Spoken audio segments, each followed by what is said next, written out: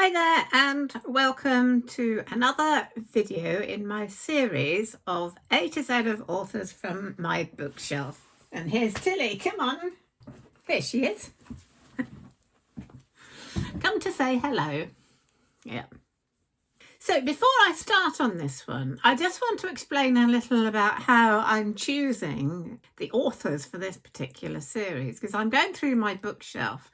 I'm not picking every single author I have in my bookshelf.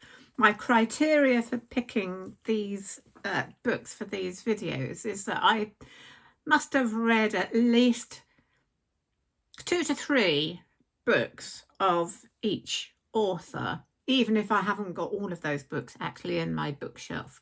So that does mean that you might find there are authors you might have thought I would talk about that I'm probably skipping. So Isabella Land, Arnold Bennett, lots of great writers where I've only read maybe one, possibly two, but there's only one book in my bookshelf. So I don't feel that I can really properly do a really good meaty video on those authors, brilliant though they may be, unless I've read a few more. So one day I might go back and cover some of those authors when I've read a bit more about them. But for now, so going through my bookshelf, I found for this particular author, I had 3 books in my bookshelf. And when I looked at them, I thought, gosh, I'm not quite sure how much I could talk about these because I know I've read them. But I couldn't remember much about them. So I started looking up about the author and I thought, she is really interesting. And I remember that I enjoyed reading the novels, even though I couldn't remember exactly all the details. Anyway, the more I read about this author and about her books, I thought I really should talk about her because I think I found her a very interesting person, and I do remember that I did enjoy her books. Her name is Anita Brookner, and she's most well known for the best-selling and Booker Prize winning Hotel du Lac, which funnily enough I actually haven't read, but should be one I must put on my bookshelf to read at some point. So I'll be talking about her and the 3 books that I've read and all the other books. I'll go through the list of books that she has written as well. So Anita Brookner, she was born in 1928 in London, and she was actually an art historian for much of her life and didn't actually become a novelist until she was in her 50s. From then on, she was a very prolific writer. I'll give you a list of all the books later on. Her first novel was this one, A Start in Life. And in America, this was actually given the title The Debut. Well, I'll go into that in a minute. Her novels do tend to have very, very similar themes. They're mostly about single women, mostly about middle-aged women, and women who have had some disappointment in love in the past, very often very intelligent, very intellectual, and just exploring their lives and their relationships. And it's very interesting that I've read 3 of hers and couldn't remember them because they seem to be very much kind of up my street in that way, you know, being a woman of a certain age, single, and I think of myself as fairly intelligent and well educated, so I should be relating to these books. And I'm certainly reading about Anita Brookner. I feel that, you know, she's a woman after my own heart in many ways.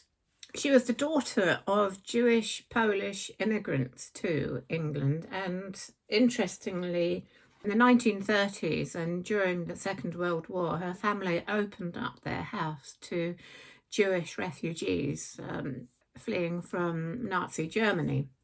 One thing I find very interesting is that in the 1960s, she became the Slade Professor of Fine Art, the first woman to hold a professorship in that position at Cambridge. She never married, and she was very happy about not marrying. She never wanted to marry.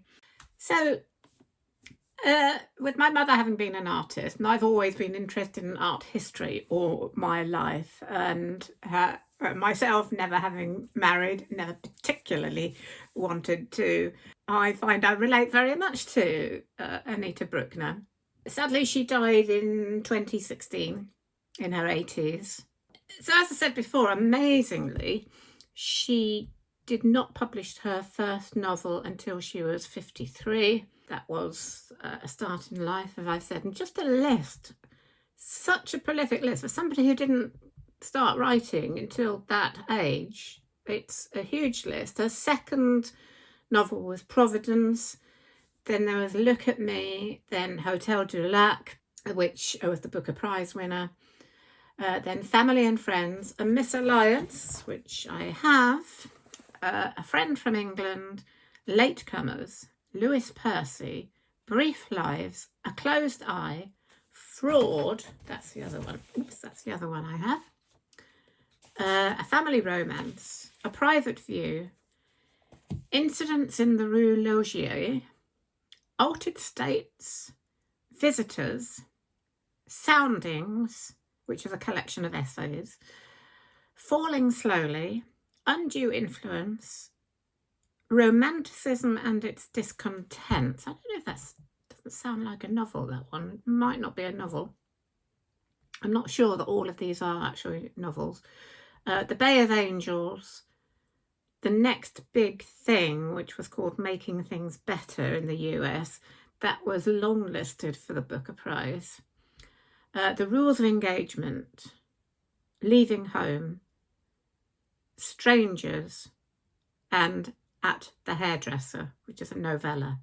Extraordinary amount of work. So let's have a look at the books that I've read. Before I do that, let's just have a look at Hotel du Lac, because that is her most famous book, the one that actually won the Booker Prize. And this is about a woman called Edith Hope, a romantic novelist, who, having aborted a marriage and also had an affair with a married man, goes to Lake Geneva and stays in a hotel, try and sort of come to terms with her life in many ways. The people she meets at the hotel, including men, kind of force her to examine her identity and her relationships.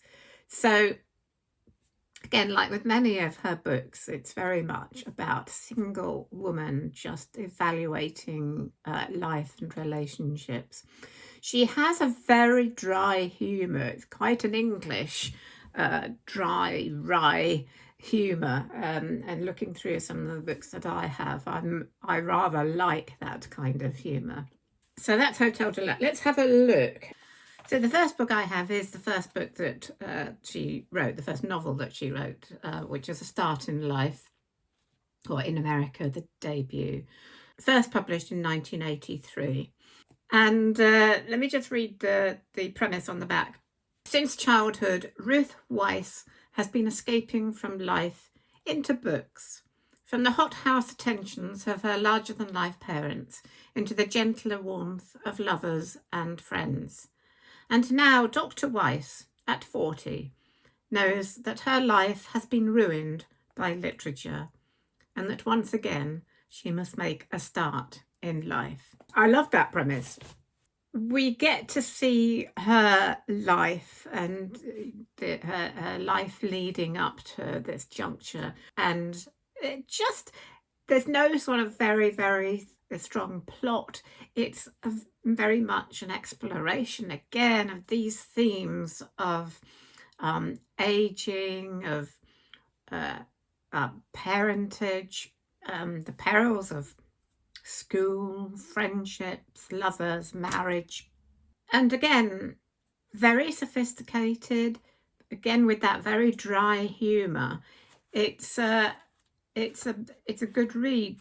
She's actually an author who's very easy to read. Some of the praise for the book on the back from the Financial Times: enormously sophisticated, knowing, often very funny, tragic comedy, pitched at exactly the right note. Sunday Telegraph: it's subtle and ironic, skillfully evoked. So, a great first novel. So that's A Start in Life, or the debut. And the next one, it's this one, A Misalliance, which was published in 1986, so 2 years after Hotel du Lac. And it's about a woman called Blanche Vernon, who is described on the back as not quite a widow. Her husband has deserted her for a younger woman.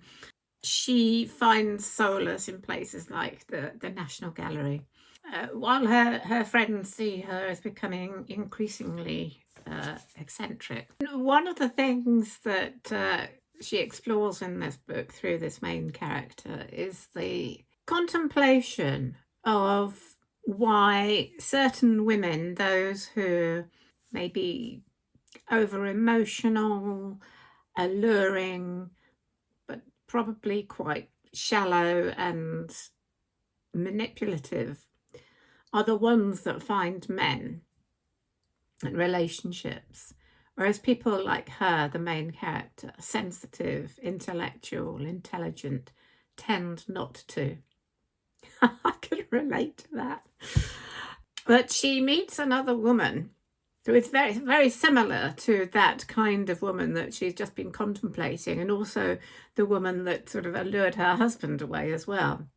But she sees herself more in the woman's daughter, who is a very quiet, sensitive child. And so she actually becomes involved in the mother and daughter, and looks after the daughter from time to time, while being kind of manipulated by the mother at the same time. So, yes, an interesting premise for all of us single women. So I think I pretty much enjoyed that one. So the other book that I have read of Anita Brookner's is Fraud, first published in 1992. It starts out interesting, a bit like a detective story, because the police are investigating the disappearance of a woman from her flat who has completely disappeared, but are interested to know why it's taken 4 months for anyone to notice. The missing woman, Anna Durrant, had previously been a carer for her mother, who has recently died. But we get to see Anna through the eyes of those that knew her. But it's obvious that they didn't actually know her very well, apart from perhaps the Dr. Halliday, who Anna's mother had always assumed she was going to marry. But funnily enough, Dr. Halliday had been attracted to a younger, much shallower woman. Where have we heard that before? We only get to see Anna, I think we only get to see her towards the end of the book, when she is living in Paris. I won't say too much about the ending. I think this edition is an American one, actually. Picked up when my mother was in America with my father. The San Francisco Chronicle says, starts like a classic detective story and continues like a metaphysical mystery, fascinating and deeply satisfying. Brookner's most enjoyable novel in many years. The premise goes on as Brookner reconstructs Anna's life and character through the eyes of her acquaintances. She gives us a witty yet ultimately devastating study of self-annihilating virtue, while exposing the social, fiscal and moral frauds that are the underpinnings of terrifying rectitude. So I think I really enjoyed this one, actually. It sort of came back to me, and I do like Brookner's writing, and while I was flicking through this, I came across this passage. It's at the end, but it doesn't contain any spoilers. It's just a nice, it's just a really kind of well-observed piece of writing. Let me just read this to you. April became May, and at last the warmth returned. People lifted their heads with amazed gratitude to a blue sky and a gentle, softening breeze. After such a harsh winter, the lilac and the hawthorn were late, but did not appear to have suffered from the punishing recent frosts. The world became green again, and tempers improved. A reprieved population smiled as it went about its daily business, and hopes rose for a long and exceptional summer. It's very simple, but I like that because it so conjures up that feeling at the beginning of spring when the weather starts to get warm. We lift up our heads and we say, oh, what a lovely day. And it just really, just very simply and succinctly just sums that up for me. So I really like that bit of writing. But I do like her humour, that her very dry humour through it. As I say, her books are quite easy to read. Very, very English, I think. When I look at the characters of the three women in these three books, I can see bits of myself in all of them. So it's no wonder that these have ended up on my bookshelf. I think they're actually, my mother bought them first. Anita Brookner is obviously of her generation too, so and she was probably interested in her because of her work as an art historian. So very interesting to revisit those, and I really would like to look out for more of her books and put more of her books on my bookshelf. So I hope you've enjoyed this little exploration of the life and works of Anita Brookner. If you've read her other books, do write in the comments which ones you think I would enjoy and or any other praise or criticism you have for Anita Brookner. I know sometimes people criticise her because her books tend to have the same theme of the middle-aged single woman, but I think, you know, that's at the same time it's probably the attraction of them to other single, middle-aged, etc. women. So do let me know what you think, and I'll be seeing you again soon. Now, if you want to see others in my A to Z series, the last one I looked at was the Brontes. A link to that should be coming up here. Probably next week I'll be ready for another book review because the book I'm reading is quite a quick read. So I will see you again very soon. So here we are, from me and Tilly. Bye for now.